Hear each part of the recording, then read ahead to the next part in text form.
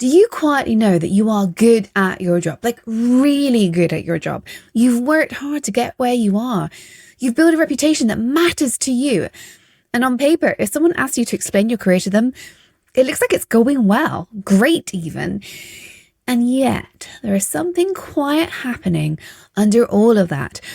A restlessness you cannot quite name, a growing sense that you're going through the motions of a role that used to energize you and no longer does. Maybe you have just started asking yourself privately, am I settling in my career? Maybe you are brilliant at something you are just no longer excited by. Maybe you wake up on a Monday morning and there's a flatness there that did not used to be. Or perhaps it's even more acute than that. Perhaps you know with real clarity that something needs to change and potentially urgently. But you do not know what that change should be. And the thought of getting it wrong is keeping you exactly where you are. Well, today's episode of Leading Women in Tech may be exactly what you need. This episode is called Career Pivots, when you're ready for something new for a reason. But I want to be clear up front about what I mean by a pivot, because I'm not talking about blowing up everything you've built and starting from zero as a Pilates instructor or launching a new career as a baker. That one was me. I'm talking about the kind of thoughtful, strategic career shift that high achieving women make when they are honest with themselves about what they actually want next. A sideways step into some new responsibilities to allow them to once again feel the exciting energy that should be available to all of us if we're in the right role for this current time in our careers. Today, I want to help you understand how to do that without making a reactive decision you're going to spend the next 2 years trying to recover from. So let's dive in.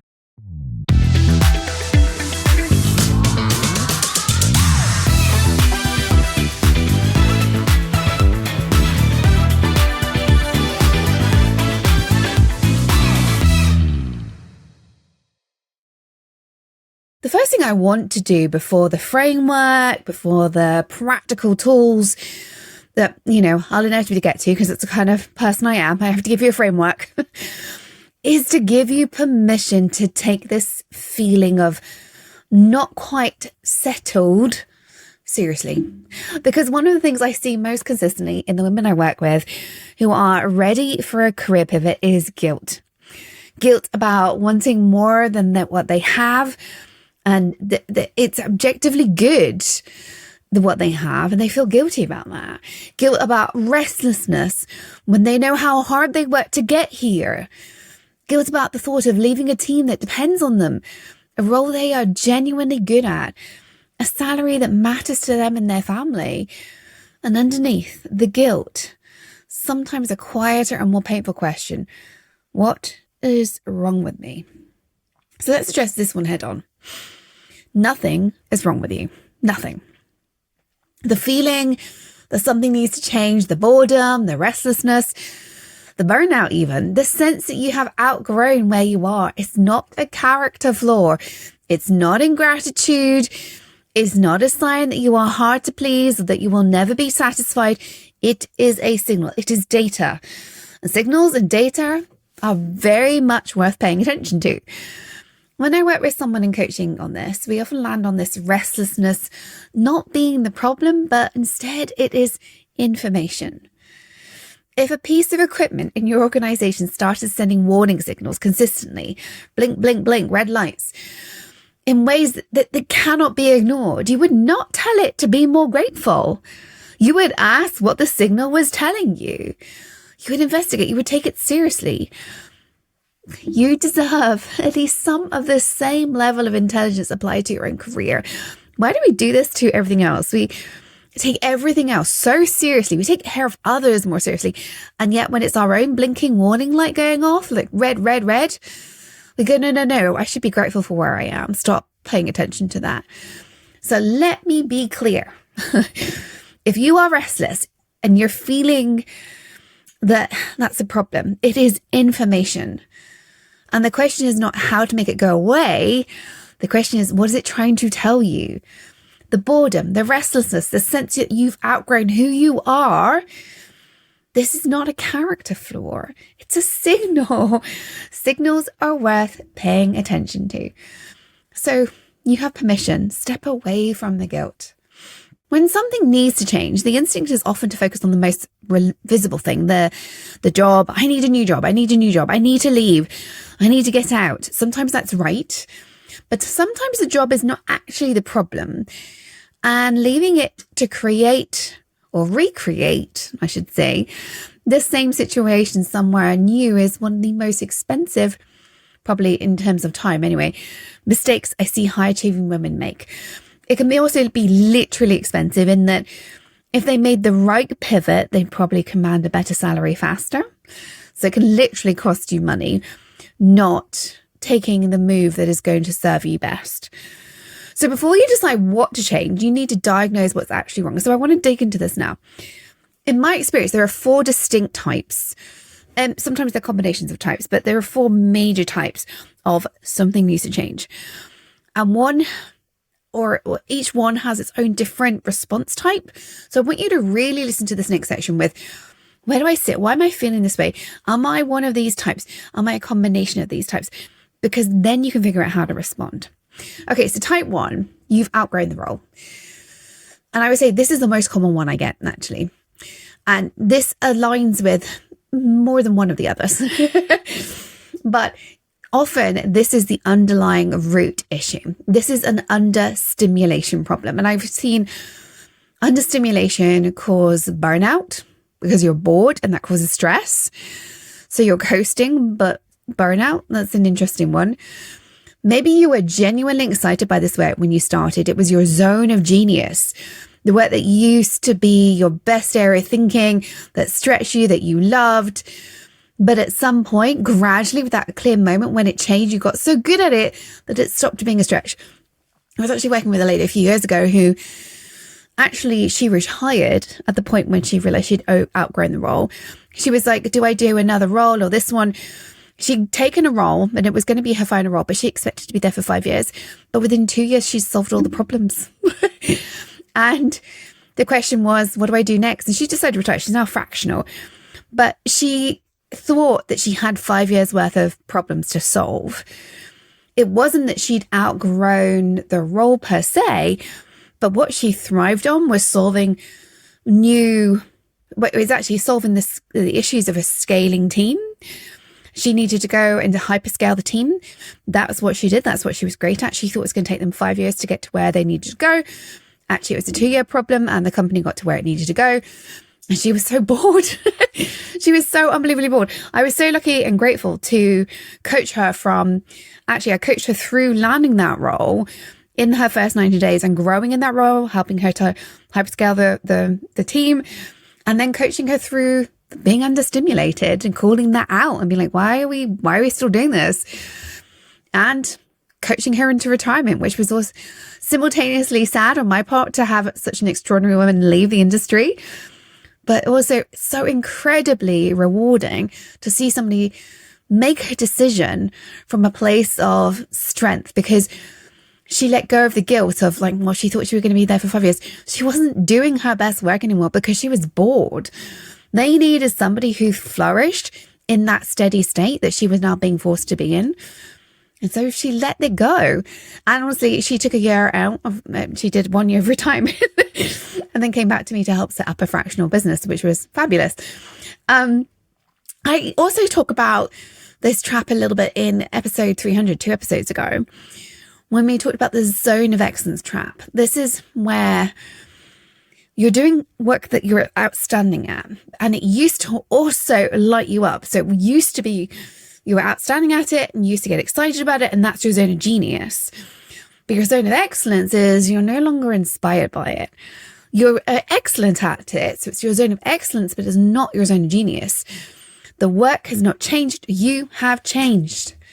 And that mismatch between your capability and the challenge the role offers is creating a kind of quiet depletion that looks like burnout from the outside, but is actually something very different. If this is your type, the response is not necessary to leave. It is to find where the stretch is. And that might be a bigger role in the same organization, a different function, a project that uses your skills differently, or it might mean leaving or retiring. But the diagnosis matters because it tells you what you are looking for next. So that's type 1. You have outgrown the role. Okay, type 2. You are misaligned with the organization. This is a values and culture problem. And yes, that can happen well after you've joined an organization. The role itself might be right. The function, the level, the type of work, but the organization you're doing it in has stopped being a place where you can do your best work. I've certainly experienced this. A change at the top and the values become misaligned. The values are not aligned for you anymore. The leadership above you is not what you hoped, or it has changed. The culture has shifted in a direction that does not fit who you are. This is sometimes the hardest type to diagnose because the organization's problems can masquerade as your own. When you're in an environment that is not right for you, it can start to feel like a personal failure rather than an organizational one. The question I always ask in this situation is, if everything about this role, the function, the level, the type of work stayed the same, but you did it in a completely different organization with a different culture, with a different boss or skip boss or whatever I'm thinking is the root cause issue here, would you still want to leave? Sometimes it's quite hard to answer. Sometimes it might not be like a one sentence answer. It might take several sessions to really understand that question and tease it apart. But ultimately, if the answer is no, you probably do not need a career pivot. You need an organizational pivot, a new employer. And don't make it wrong. Cultures move on, and that's okay. Often this is a new job search. And while that's not a small thing, it is very different from what we're talking about today. So if the answer is yes for you, if you're a type 2, you're misaligned with your organization, there is something else going on, which brings us to types 3 and 4. And as I said, often types 1 in particular will feed into one of the others, particularly types 3 and 4. Type 3, you need a different kind of work entirely. This is the mission shift. The work itself, regardless of organization, has stopped being meaningful to you. Either because your interests have genuinely moved on, or because you have done this type of work long enough that you've run out of things to learn from, or because something has changed in your life that has shifted your priorities in a way you are only beginning to understand. This is a genuine career pivot. It's the kind of change that requires more than a new employer. It requires a rethinking what kind of work you want to be doing. And it's a change that deserves the most careful, structured thinking I'm going to give you in the next section. I would say this is the one that I've gone through, having quit an executive tech career and become a career coach, an executive coach. But it also looks like pivoting into a different type of role in the similar type of organization. Not just like, I'm an entrepreneur now rather than a corporate employee, but there are many ways that these big pivots happen.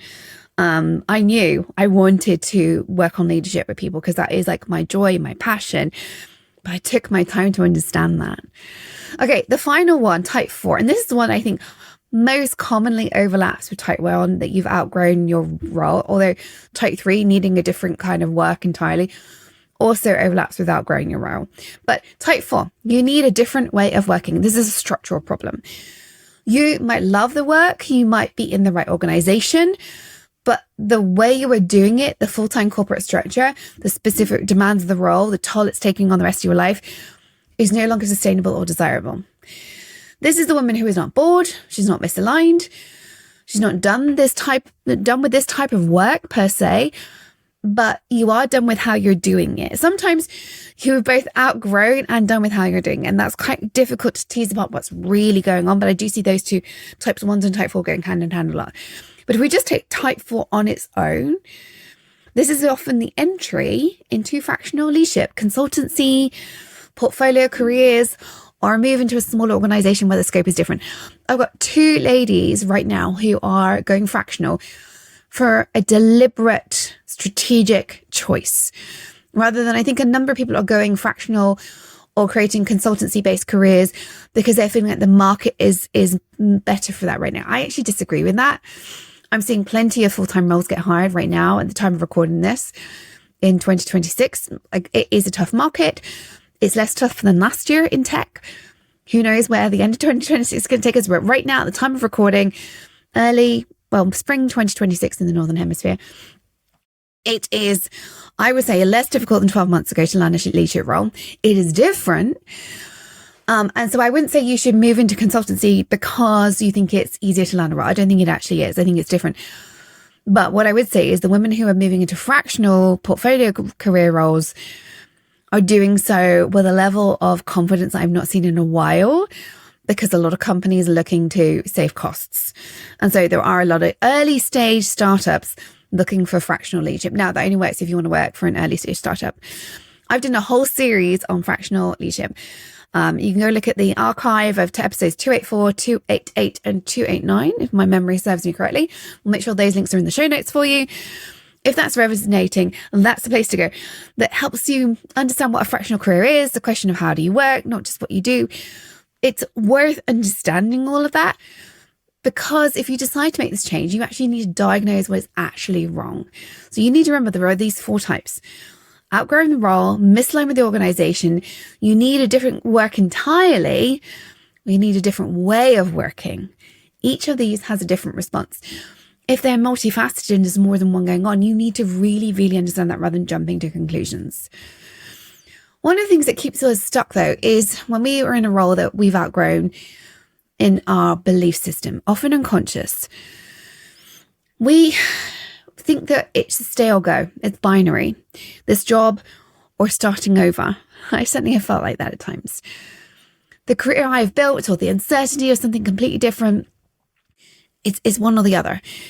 And that's why we stay stuck for so long. We're like, it's either this thing that I'm no longer in love with, or throw my toys out the pram and starting a yoga career, right? The binary is almost always false.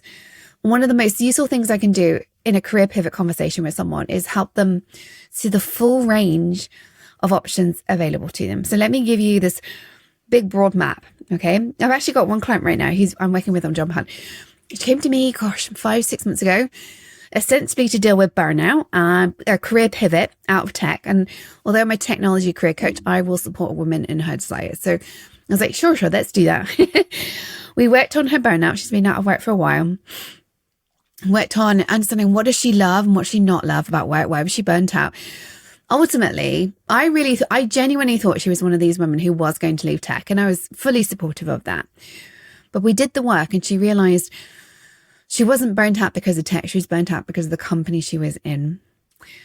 And that was so eye-opening to her, because when we were talking about alternatives, and I called out, well, that thing you don't like, that's going to be in that career too. She's like, oh, there it is. You're right. Okay. She's actually decided she is keeping her options open, but she's looking at tech companies, even though she came to me 5 months ago saying, I'm done with tech. I'm completely done.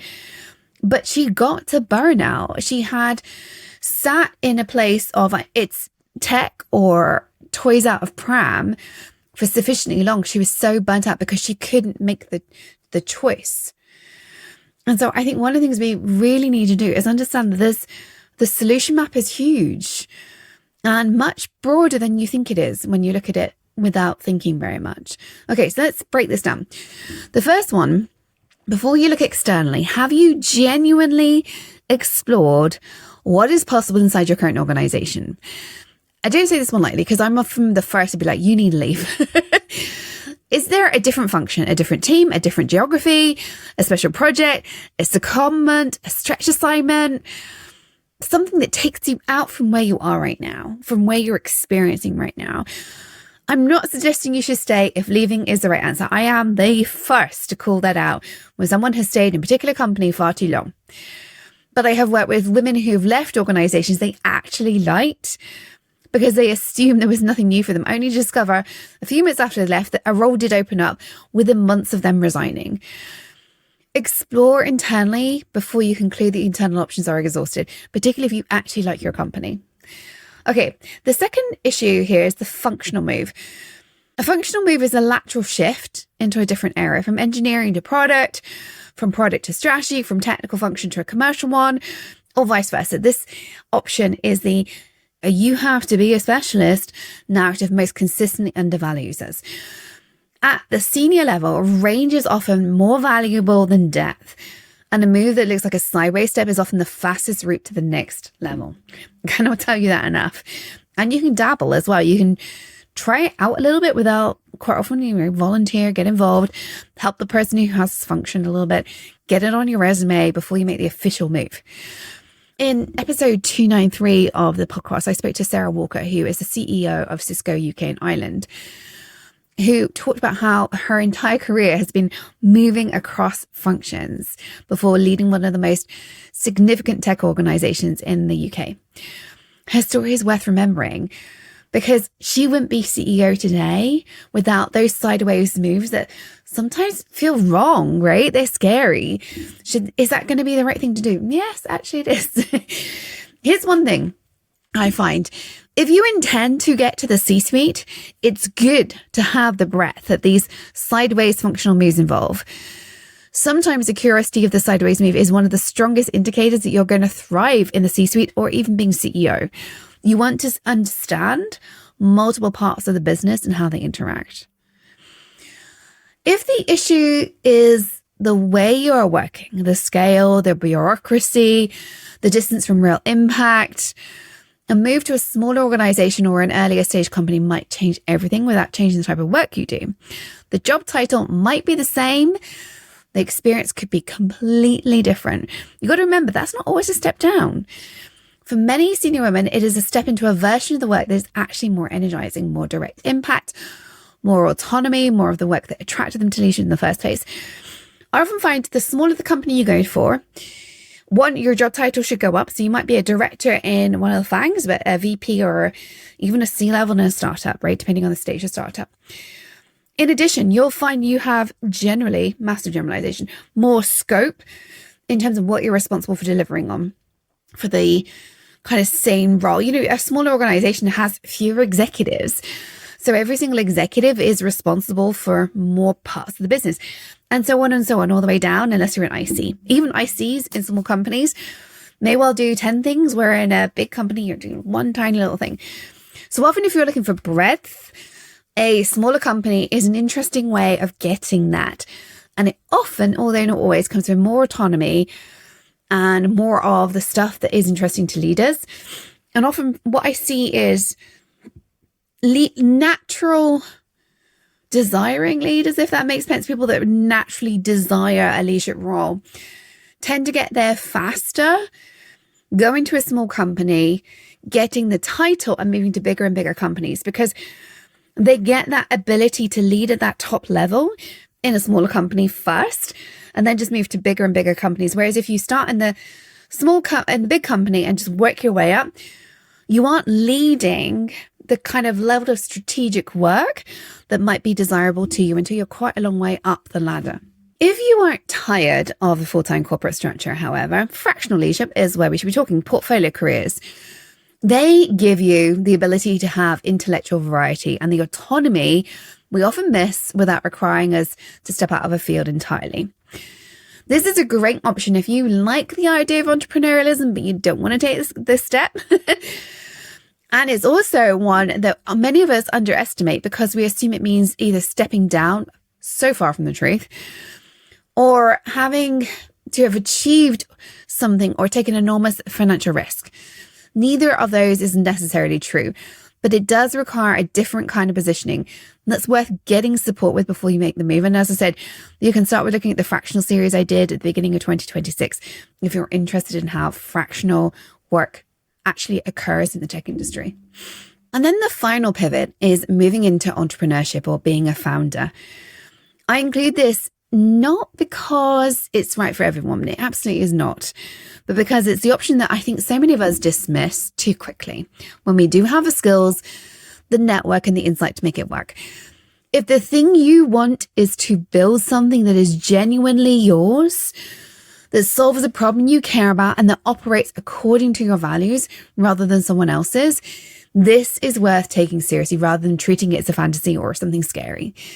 The question is not whether you could do it. You could. You absolutely can. The question is whether this is actually what you want. That requires honest reflection. Entrepreneurialism is very different. It's not for everybody. It's a different kind of pressure, actually. It's not the career pressure driven thinking that makes entrepreneurship look more appealing. But I do really feel like entrepreneurship comes with its own special version of pressure. It's for some people, it's not for others. Corporate pressure is for some people and not for others. The binary of stay or go is almost always false though, with all of these options for pivoting. The real question is, what version of your career would actually excite you? And which of these paths gets you closest to it? Because you can always try things out, which I'm going to come to in a minute. I next actually want to give you a framework where you can step through like how to make this decision. Because when we step into reactive mode, we make a decision at the peak of frustration, the middle of a difficult year, when everything about the current situation feels just intolerable. It's rarely the right decision. It's rarely a good, healthy decision anyway. I've seen it enough times to say with some confidence that the decision you make at your lowest point in a role is almost never the one that serves you the best in the long run. This is not an argument for staying when you should leave. It is an argument for making the decision from the clearest possible version of your own thinking, rather than from the most exhausted or most reactive one. So here's a framework I literally use with my clients when I'm trying to help them navigate something like this.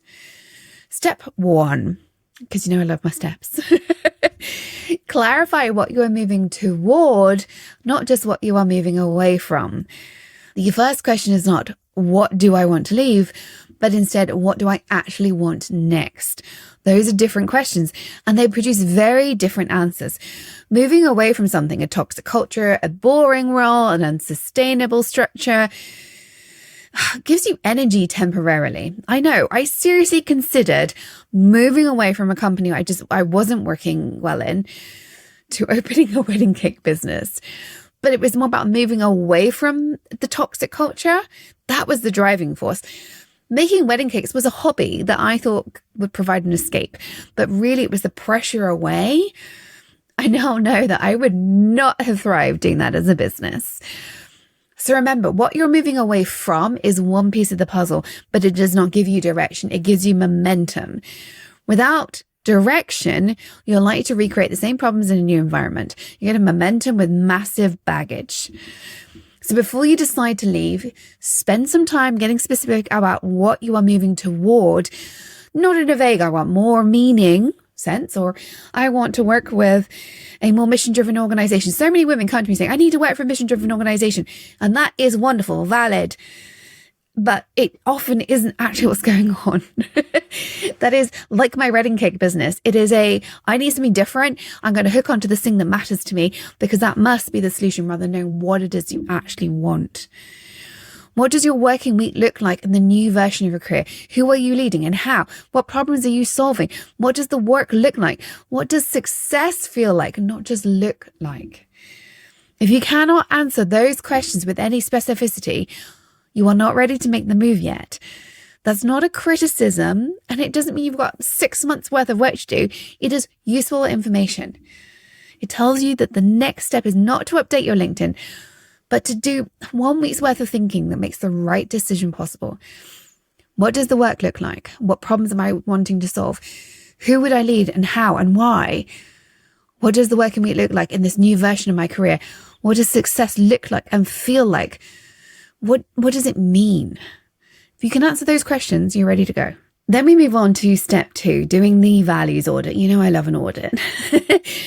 A career pivot made without clarity on your values is a pivot made in the dark. What I mean by values in this context is not abstract principles. I mean the specific things that, when you are present in your work, make you feel like you are doing the right thing in the right way. When they're absent, make even the most prestigious role feel hollow. That is when I realized I wanted to be an executive coach.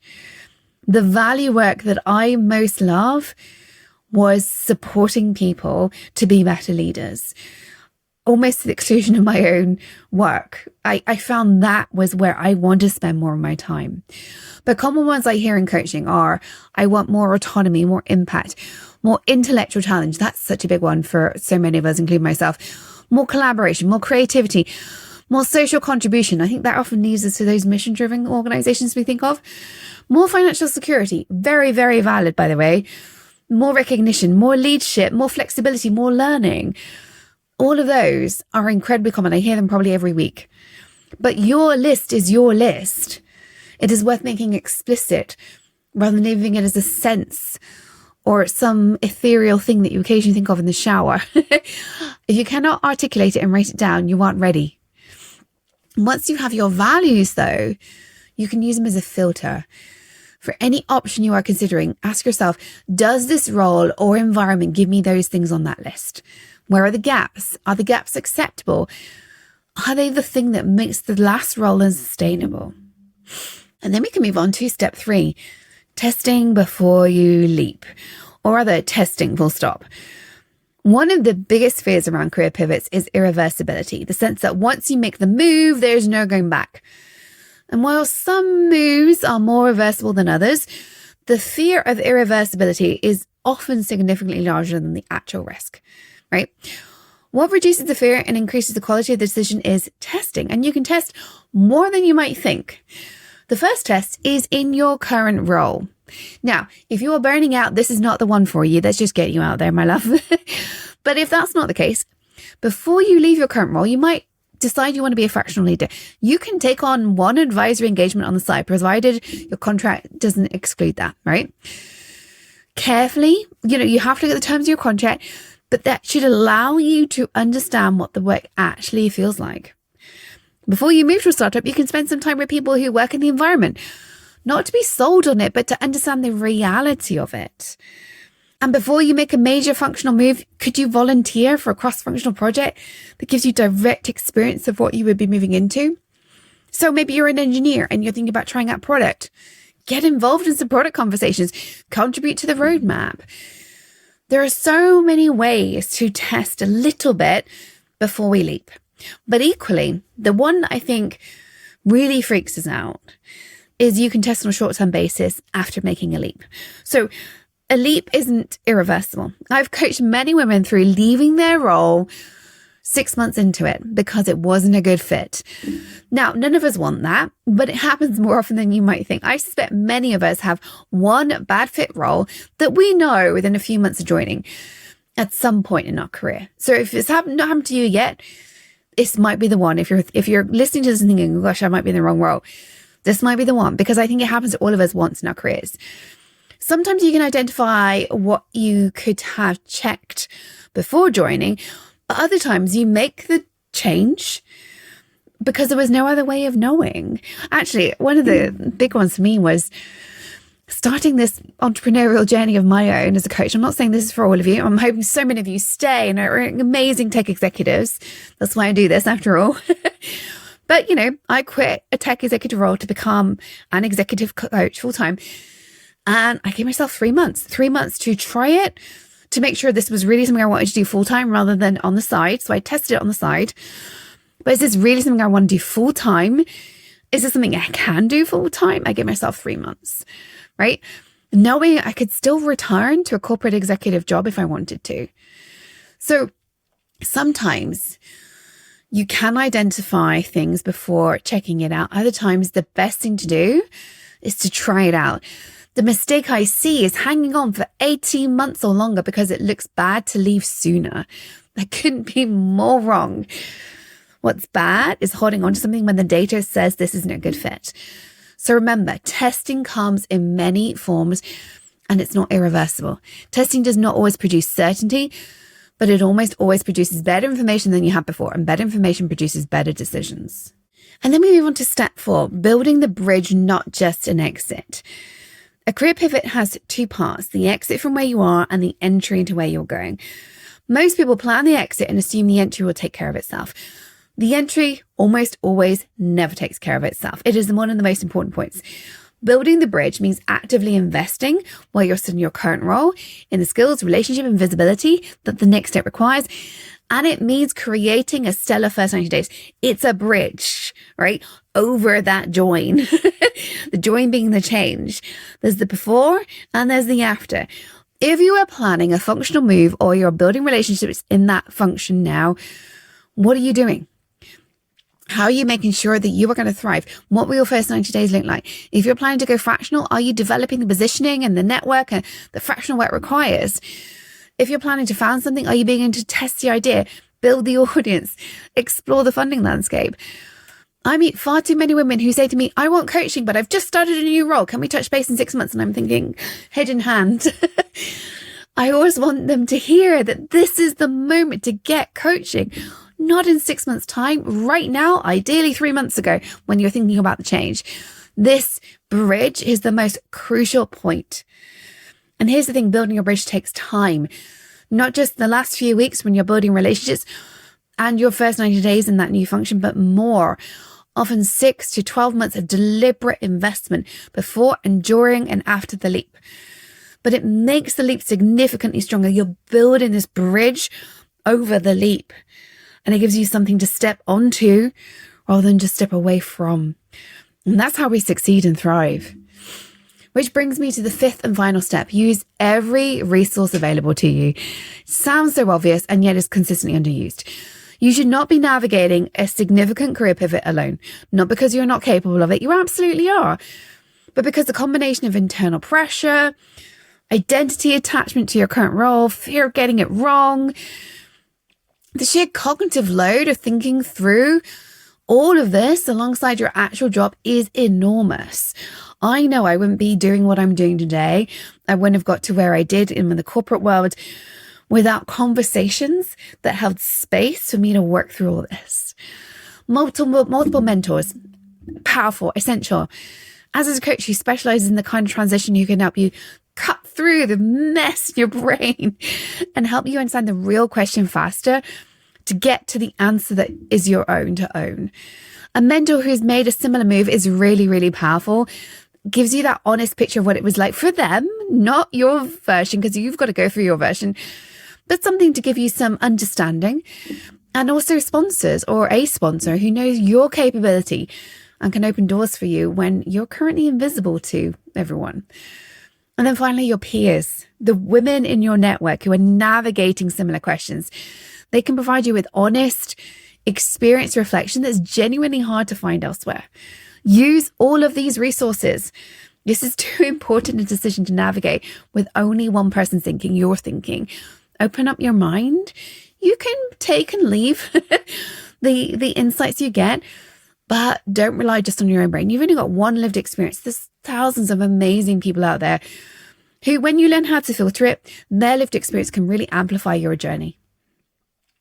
Before we wrap up today, though, let's talk about something that I think keeps us stuck longer than we should do, long after we've outgrown a role. It's not really uncertainty about what comes next, though that's part of it. It's our identity. When you've built a career around a particular role, a particular organization, a particular set of skills, I certainly had this as an engineer, software engineer, that career becomes part of how you understand yourself. I thought, how can I become an executive coach? I'm a software engineer. Even though I got all the way to the C-suite, I'm a software engineer. The job title is not just a job title. It's the shorthand for who you are professionally. And the thought of changing it is not just the thought of doing different work. It's the thought of becoming someone completely different. And that can be genuinely frightening. This is especially true for us women who've worked really hard, harder than our male peers most of the time, to reach a level that was not easily reachable. We've fought for the titles, the roles, the recognition. Leaving it can feel undoing the work, like giving back what was hard won. I certainly felt that way. And I want to say this as honestly as I can to you and as directly as hopefully you can hear it. The identity you built to get here is not the only version of you that's possible. Your skills, your judgment, your experience, your relationships, none of that goes away when you change direction. None of it. It comes from you. It's the foundation of what comes next. You are still going to be that person. You are not leaving yourself behind. You're not leaving behind capability. You are leaving a particular expression of that capability. There are an infinite number of expressions available to you, ones that might allow you to be more full in yourself, use yourself more fully, more meaningfully in a way that's more aligned with who you are and what you're capable of becoming. The fear of losing your professional identity is very real, and I cannot give you enough empathy, I don't think, over this podcast to make you understand that I get that. I've not just coached many women in it, I've lived that. It's a real fear. But staying in a role you have outgrown in order to preserve an identity you've also outgrown, that is a truly ridiculously high cost. It is the way of burnout and so much worse. What you're leaving is not your capability. You're leaving a particular expression of it.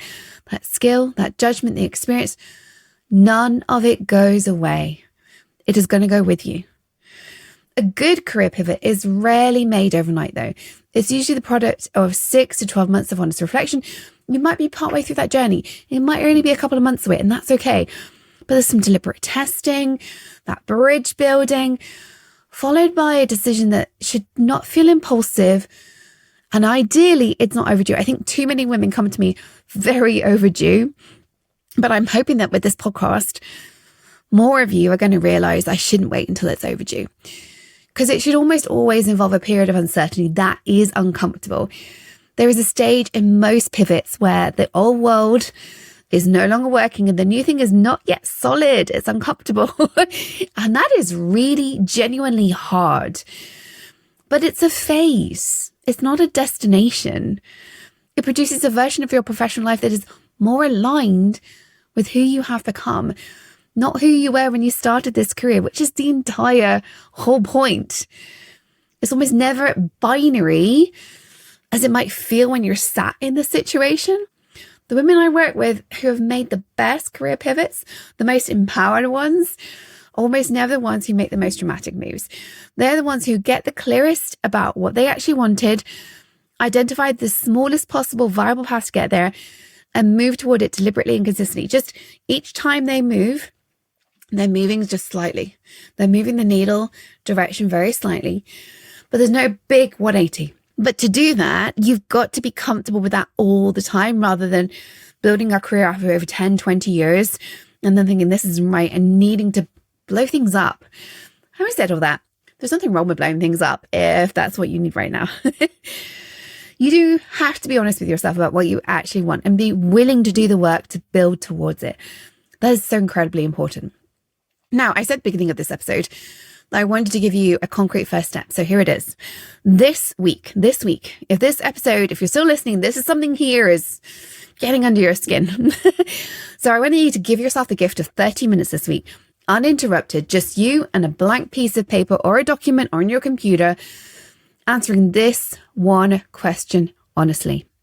It's a big question.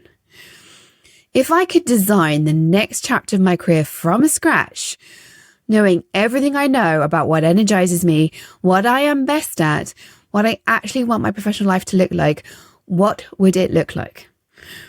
Pause here, rewind that and write it down, right? That is the question I want you to spend 30 minutes on this week. I don't want you to be focused on what is realistic, not what the market will support, because it's going to change, always changes. Not focusing on what your family expects or what your resume most naturally leads to. What would it actually look like if I designed it from a place of genuine honesty about what I want? Write it all down in as much or as little detail as it comes naturally to you. Do not edit yourself while you're writing, just write. Then look at what you've written and ask yourself 2 questions. First, how far is this from where I am right now? Is this a small shift? Is it a significant one? And then second, what is one concrete thing I can do in the next 30 days that will move me even marginally in this direction? That is your first step, not the whole plan, not the pivot itself. One step towards something that is more genuinely yours and who you are as well. Because that is how this all starts. Not with a dramatic leap, but with getting honest about this question and choosing to take it seriously. Now, if what we have talked about today has brought something into focus, if you've been sitting with a version of this question for longer than you want to admit, and you're ready to stop sitting with it alone, I would love to help you. As I said, this is one of the most important times to get support. And that's what I do in my strategy calls, not tell you what to do, but instead help you get clear about what you actually want so you can make the right decisions about what's in front of you. you can book a strategy call with me at tonicollis.com/let's-chat. But thank you for listening. And as always, keep leading, keep changing, keep pivoting. But until next time, bye for now.